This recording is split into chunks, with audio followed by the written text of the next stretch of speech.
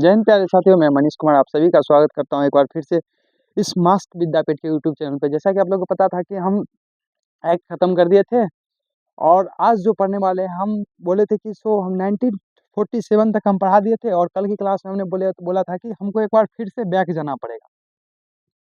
1947 तक स्वतंत्रता दिन हम क्लास करा दिए थे। 1934 हमको फिर रिटर्न जाना पड़ेगा। क्यों? क्योंकि समझना अटैच इतना है ना कि हमको समझना पड़ेगा। अगर हिस्ट्री पहले पढ़ा देते तो थोड़ा और क्लियरिटी आता, लेकिन 1947 तक हम पढ़ा दिए थे कि 1947 स्वतंत्रता अधिनियम क्या था, जिसके अंतर्गत पंडित जवाहरलाल नेहरू को प्रधानमंत्री नियुक्त करके वो लोग चले गए थे। फिर वहीं से पढ़ना पड़ेगा कि संविधान सभा की सबसे पहली बार मांग किसने की थी। फर्स्ट अपन क्वेश्चन की संविधान सभा की पहली बार मांग किसने की थी। तो 1934 में सबसे पहले एम एन रॉय द्वारा संविधान सभा की मांग की गई थी। Note point be noted, 1934 M N Roy. और एम एन रॉय कौन थे? तो वो उस वक्त सीपीआई के मेंबर थे। 1934 में एम एन रॉय द्वारा सीपीआई के जो मेंबर थे उनके द्वारा संविधान सभा की मांग की गई थी कि नहीं, अब इंडिया वाले को संविधान सभा की व्यवस्था किया जाए और हमको दिया जाए। लेकिन 1934 में जब ये मांगे, और ये अलग थे, और 1850 में कांग्रेस की स्थापना हो गई थी। 1935 जब आई, 1935, तो कांग्रेस वाले क्या बोले, कांग्रेस वाले मांगे, कांग्रेस वाले। अब यहाँ पर क्या हुआ कि एम एन रॉय का तो इस समय गठन ही हुआ था 1934 के आसपास, और कांग्रेस वाले 1885 में गठन हो चुका था। तो कांग्रेस वाले बोले क्या कि खेत में चावल बोए हम, तो खेती करे हम, और काट के कोई और ले जाए, ऐसा हम उन्हें नहीं देंगे। तो इन्हीं का कहना था कि हम 50 साल से ओवर से हम भारत पे राज कर रहे हैं कांग्रेस वाले, और आज 1934 वाले एम एन रॉय आएंगे और पूरा क्रेडिट ले जाएंगे, पूरा हिंदुस्तान का क्रेडिट ले जाएंगे। तो ये बोले हम ऐसा नहीं होने देंगे। तो इनको यहीं से दबा दिया गया था और कांग्रेस वाले फिर से उदय हो गए थे अपने क्षेत्र में। तो 1935 में कांग्रेस वाले संविधान मांगे थे। फिर 1938 में पंडित जवाहरलाल नेहरू कांग्रेस वाले भी थे, तो पूर्णतः यहाँ से मांगा गया था संविधान के अंतर्गत। ठीक है, तो ये तो बात हो गई कि कांग्रेस संविधान सभा की मांग सबसे पहले किसके द्वारा की गई थी। हमने आपको एक्ट में भी बताया था कि संविधान सभा का गठन कब किया गया था। तो अब एक पॉइंट डायरेक्ट नोट करना कि संविधान सभा कैबिनेट मिशन क्या था। कैबिनेट मिशन मार्च 1946 में ब्रिटिश से आया था, जिसमें 3 सदस्य थे। सर स्टेफर्ड क्रिप्स, जो क्रिप्स मिशन की व्यवस्था करवाए थे, एबी अलेक्जेंडर और सर पैट्रिक लॉरेंस। तो यहाँ नोट करना cabinet mission. What is cabinet mission?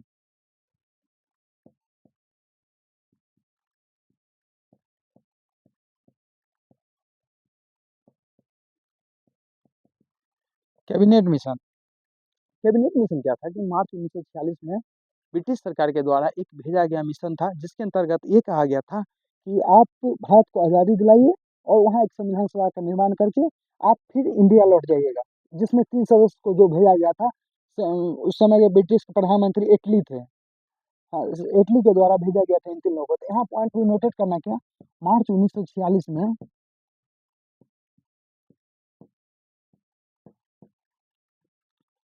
British सरकार द्वारा भेजा गया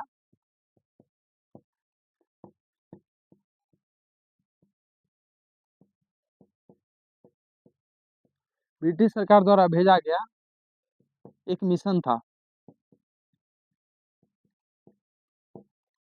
जिसके अंतर्गत ये कहा गया था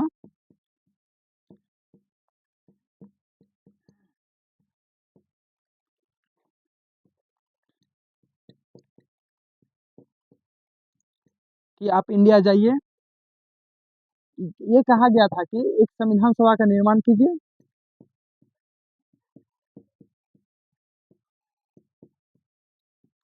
और भारत को आज़ादी का निमंत्रण दे दीजिए कि अब आप आज़ाद हो चुके हैं पूरी तरह से।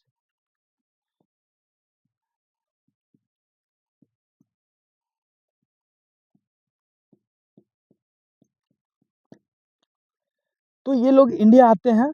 इसके अंतर्गत 3 व्यक्ति थे। पहला व्यक्ति थे सर स्टोफर्ड क्रिप्स,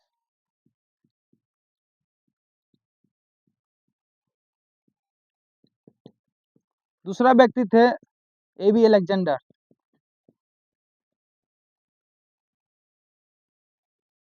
और तीसरा थे पैट्रिक लॉरेंस।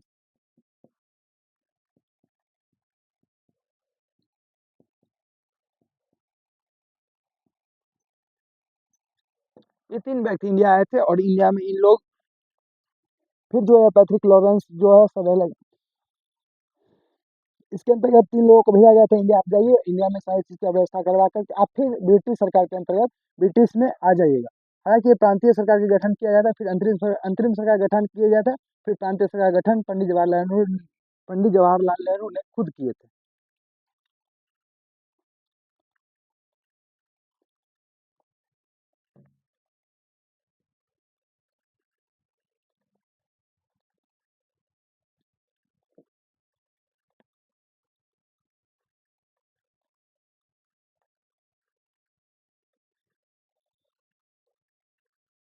अब बात आई थी, मेन दिक्कत ये थी कि ठीक है ना, हम आज़ादी तो आपको दे देंगे, लेकिन एक चीज़ और था कि संविधान सभा की बात आती है तो संविधान सभा का में कुल सदस्यों की संख्या उस वक्त कितनी थी, तो 389 थी। पॉइंट नोट करना कि संविधान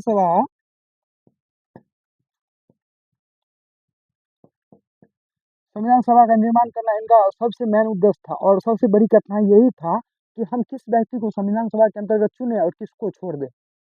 मेन प्रॉब्लम यहाँ ब्रिटिश सरकार के अंतर्गत यही चीज आ रही थी, हम किसको ऐड करें किसको छोड़ दें, और किसको हम ले और किसको नहीं ले। तो संविधान सभा जिसमें टोटल व्यक्ति कितने थे, टोटल मेंबर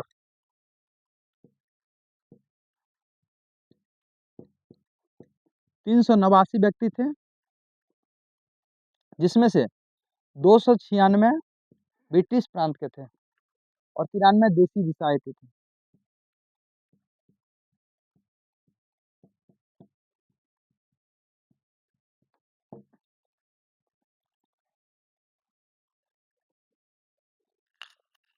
यहाँ तो इतना व्यक्ति तो समझ गया। उस वक्त क्या हुआ था कि हमारा देश आज़ाद कहने के लिए तो ये लोग बोल दिए थे, तो जब बंटवारा हो गया था तो बांग्लादेश अलग हो गया, पाकिस्तान अलग हो गया, मतलब उसी वक्त पूर्वी पाकिस्तान और पश्चिमी पाकिस्तान, पूर्वी बंगाल में तो जो डॉक्टर भीमराव अम्बेडकर थे तो वो इंडिया के अंतर्गत ही पूरा चीज आ रहा था, पाकिस्तान, बांग्लादेश और इंडिया, ये तीनों चीज तो एक ही थे आज़ादी होने से पहले।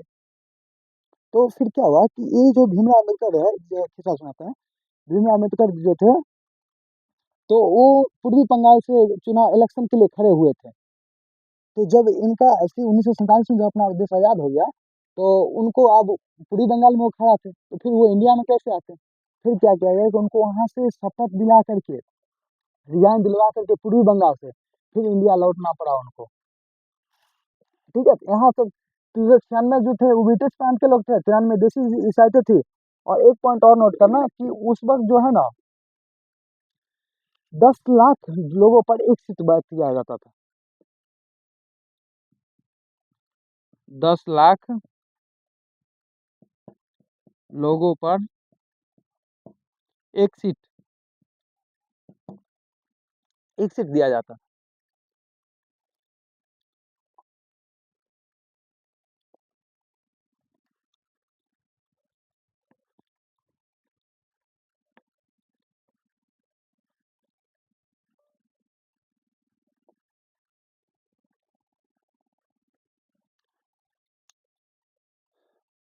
यहाँ लिखा अंतरिम सरकार।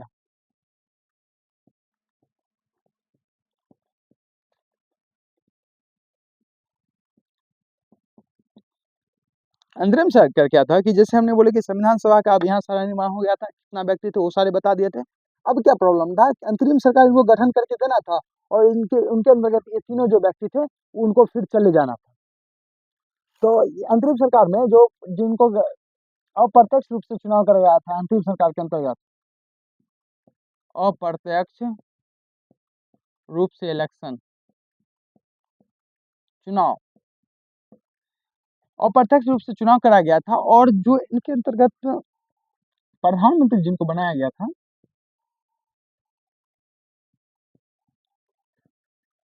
प्रधानमंत्री जो बनाया गया था वो पंडित जवाहरलाल नेहरू थे।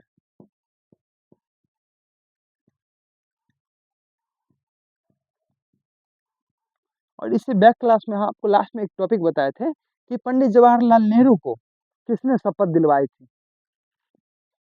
तो वो सर माउंटबेटन।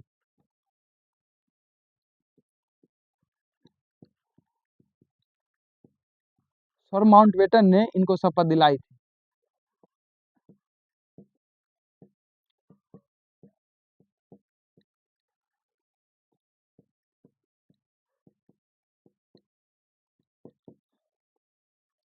यहाँ तक ये लोग क्या किए कि अंतरिम सरकार का एक गठन किए और ये लोग फिर रिटर्न चले गए ब्रिटिश। अब यहाँ से इंडिया वालों के पास एक बड़ा विशेष ये रहा कि अब हम लोग ना प्रांतीय सरकार की गठन करेंगे।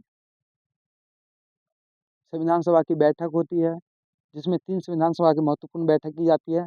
इसके अंतर्गत फिर 22 जुलाई 1947 को इनको डॉक्टर राजेंद्र प्रसाद को राष्ट्रपति चुना जाता है। ये सारी चीज़ हम क्लास में कवर कर, लेकिन अब यहाँ तक जो था, प्रधानमंत्री जवाहरलाल नेहरू को नियुक्त कर देते हैं माउंटबेटन, और ये लोग तीनों जो थे वो इंडिया ब्रिटिश वापस रिटर्न चले जाते हैं, क्योंकि इन लोग का अब यहाँ से काम खत्म होता है। इनका दो ही काम था, एक भारत को आज़ादी दे देना और एक सरकार का गठन करना। दो चीज का गठन करना था और ये लोग वापस चले गए। अब यहाँ से वापस चले गए। अब यहाँ पे मेन मुद्दा होता है कि इंडिया के लोग को अब एक संविधान सभा की गठन करना है, ठीक है, तो वो पॉइंट पर भी आते हैं।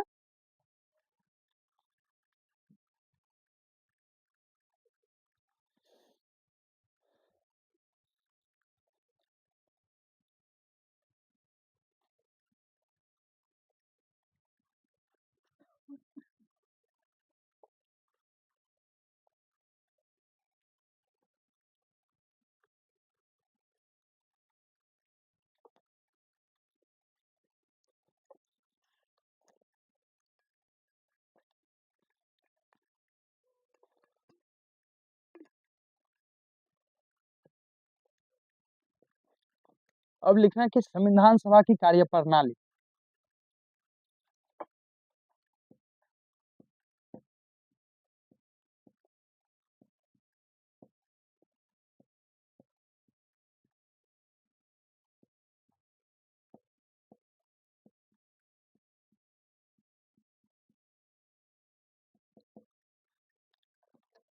संविधान सभा की कार्यप्रणाली अब यहाँ से इंडिया के लोगों को स्टार्ट करना था, जिसमें पहला बैठक हुआ था 9 दिसंबर 1946 को। 3 बैठक यहाँ से महत्वपूर्ण किए गए थे। एक 9 दिसंबर, याद कर रखने का बहुत आसान तरीका है, 9 दिसंबर, 11 दिसंबर और 13 दिसंबर। 9 दिसंबर, 11 दिसंबर और 13 दिसंबर। 9 दिसंबर को क्या किया गया था कि संविधान सभा की पहली बैठक थी,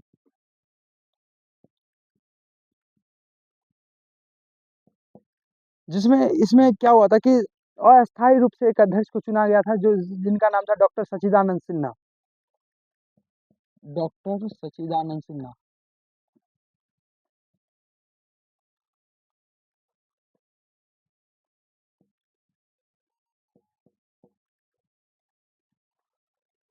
और दूसरा जो बैठक हुआ था, एक में 9 दिसंबर 1946। दूसरा वो बैठक हुआ था 11 दिसंबर 1946 को।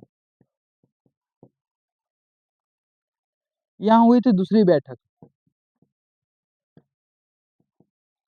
और इसमें किसको, यहाँ जो सच्चिदानंद सिन्हा थे इनको अस्थायी रूप से अध्यक्ष बनाया गया था, क्योंकि वहाँ पे अस्थायी रूप से किसी को मिला नहीं था, कि क्योंकि वहाँ पर राजेंद्र प्रसाद प्रेजेंट थे, इसलिए इनको सच्चिदानंद सिन्हा को अस्थायी रूप से इनको अध्यक्ष बनाया गया था। और 11 दिसंबर जब दूसरी बैठक की गई तो उसमें डॉक्टर राजेंद्र प्रसाद को संविधान सभा के डॉक्टर राजेंद्र प्रसाद और 13 दिसंबर 1946, ये एक इम्पोर्टेंट डेट है। इसमें बैठक भी की गई थी और यहाँ से ही उद्देश्य प्रस्ताव पारित कर दिया गया था पंडित जवाहरलाल नेहरू के द्वारा। 13 दिसंबर 1946 उद्देश्य प्रस्ताव, कि ठीक है अब यहाँ से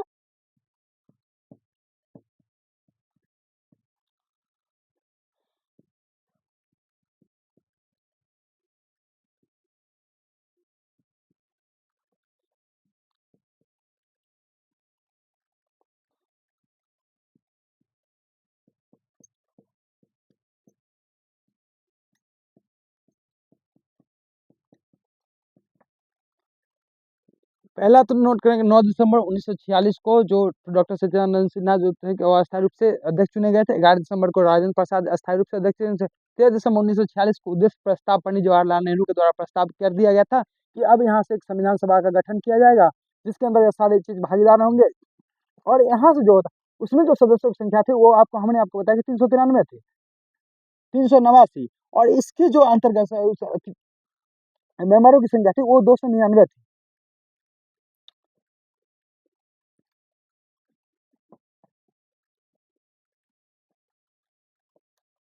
ये कार्य प्रणाली बताती है, यहाँ लिख लो नीचे। संविधान सभा में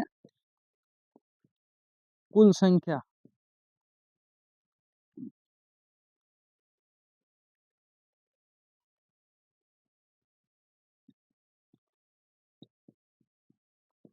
299 और महिलाओं की संख्या 15।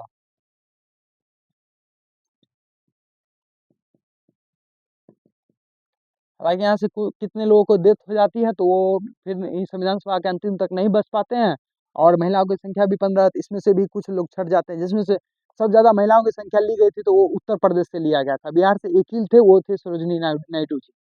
और उत्तर प्रदेश से सबसे ज्यादा लेकर मद्रास से 4 लोगों को लिया गया था। बाकी जितने सारे प्रांत थे सारे प्रांत से एक एक महिलाओं को लिया गया था जो पढ़े लिखे थे। ठीक है।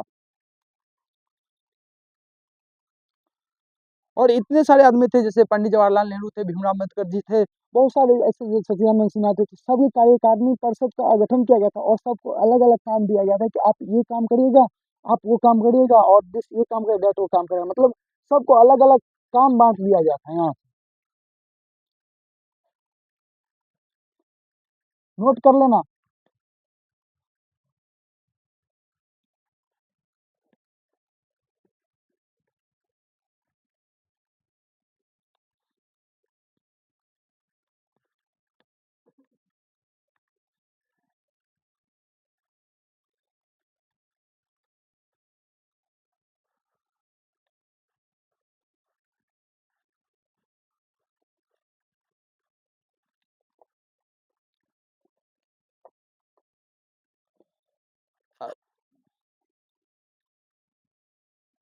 यहाँ से आता है एक प्रारूप समिति।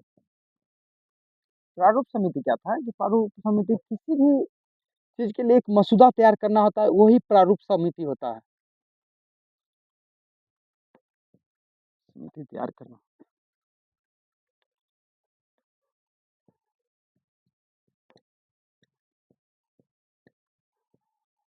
मसौदा तैयार करना। इनके जो प्रारूप समिति के जो अध्यक्ष थे वो थे पंडित प्रारूप समिति के जो अध्यक्ष थे वो थे डॉक्टर भीमराव अम्बेडकर जी।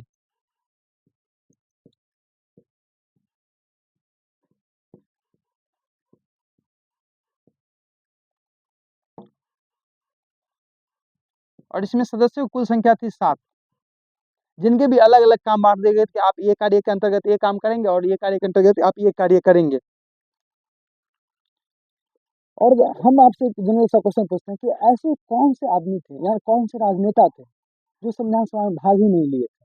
2 बड़े नेता का नाम बताइए आप हमको। एक का नाम तो आप बता सकते हैं, दूसरा का नाम आप बताइए। तो पहला जो थे वो थे महात्मा गांधी।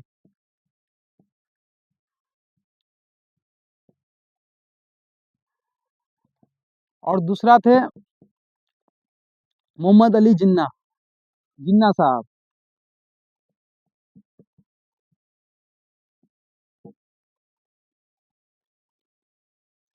और संविधान सभा का जब इनका किया गया, जब प्रारूप समिति का इस मसौदा तैयार करना था तो ये 2 लोग भाग नहीं लिए थे। ये 2 लोग कहीं भाग नहीं लिए थे, पूरा संविधान सभा में कहीं भाग नहीं लिए थे। और क्या हुआ था कि संविधान सभा में जितने भी लोग भाग लिए थे ना वो सभी सारे पढ़े लिखे लोग थे। सिर्फ यही जो एक थे वो बिना पढ़े लिखे लोग थे। ठीक है।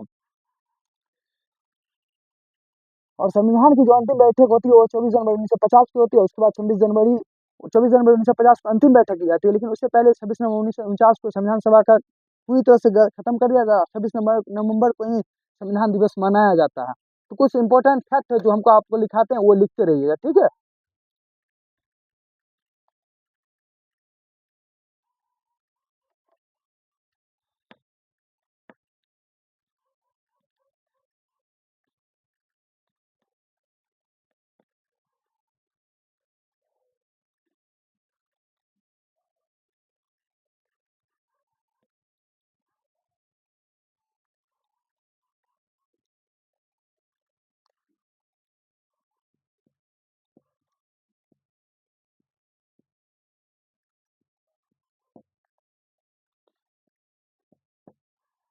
इंपॉर्टेंट फैक्ट में फर्स्ट नंबर फैक्ट में नोट करना कि संविधान बनने में लगा समय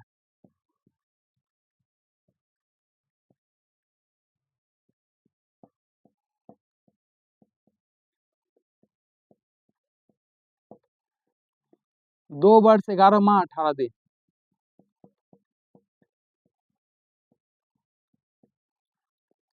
दूसरा फैक्ट नोट करना कि संविधान बनने में कुल कितना रुपया लगा था।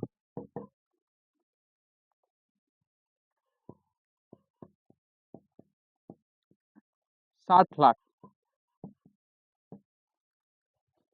तीसरा पॉइंट नोट करना कि राष्ट्रगान और राष्ट्रगीत को कब अपनाया गया था।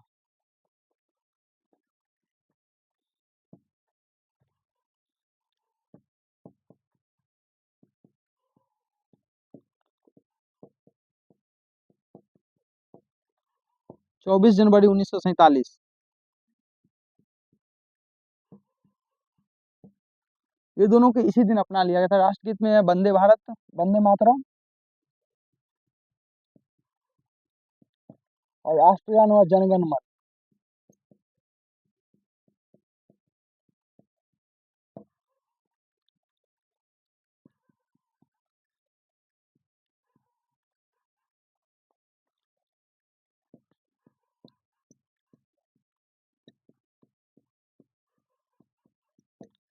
संविधान दिवस कब मनाया जाता है? 26 नवंबर 1949 ईस्वी को।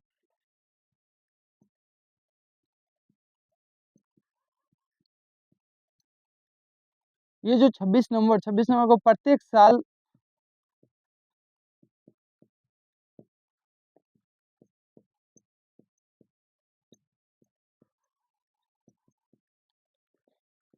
संविधान दिवस के रूप में मनाया जाता है।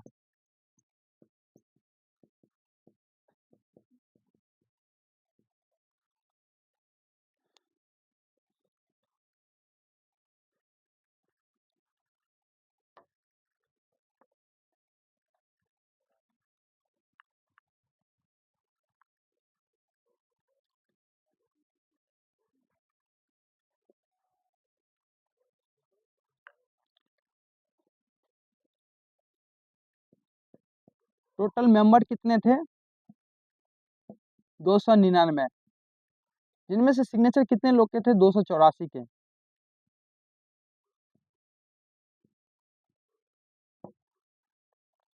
और महिलाओं की कुल सदस्यों की संख्या कितनी थी? 15, जिसमें सिग्नेचर थे टोटल 11 लोग के ही थे।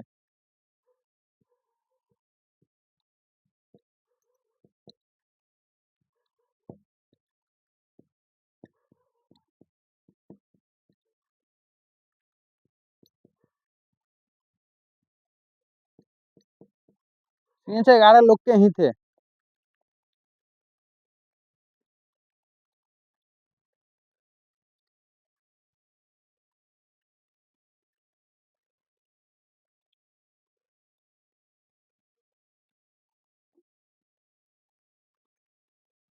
संविधान जब बना था उसके अंतर्गत कितने देश से संविधान का भाग लिया गया था? ये तो 60 देश के अंतर्गत 60 देश से सारे चीज से लाया गया था कि कुछ यहाँ से लिए गए थे, कुछ वहां से लिए गए थे। बहुत सारे 60 ऐसे देश थे जहाँ से सारे चीज लिए गए थे। ये नेक्स्ट क्लास में पढ़ा देंगे कि 60 कौन कौन ऐसे देश थे जहाँ से क्या क्या चीज लिया गया था।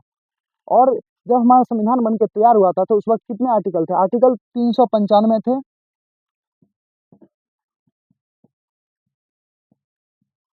आर्टिकल 395 थे, 22 भाग था, और अनुसूची 8 था। जो अनुसूची बढ़ के अब 12 हो गई है। ये 450 से प्लस हो चुके हैं, और ये 24 भाग हो चुके हैं। और ये जो आर्टिकल जो है 450 प्लस है, 450 पढ़ना नहीं होता, वो कॉलन बन के जुड़ जाता है, जिसमें बहुत सारे 21 कॉलन 1 2 3 बहुत सारे ऐसे कॉलन है जिसमें जुड़ जाते हैं। एक चीज और, एक फैक्ट और नोट करना,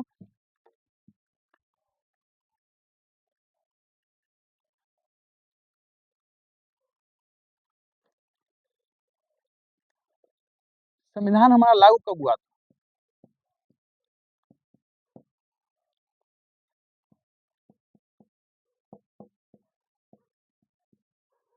26 जनवरी 1950 को। बट आपका कहना होगा कि अगर 26 जनवरी 1950 को संविधान लागू होता है तो उसी वक्त तो राष्ट्रपति का पद दे दिया होगा 26 जनवरी को 1950 को ही। लेकिन ऐसा नहीं है, 26 जनवरी 1950 को नहीं दिया गया था, 24 जनवरी 1950 को ही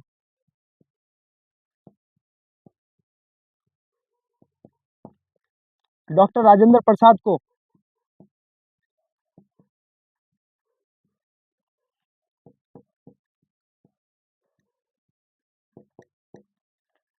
राष्ट्रपति घोषित कर दिया गया था।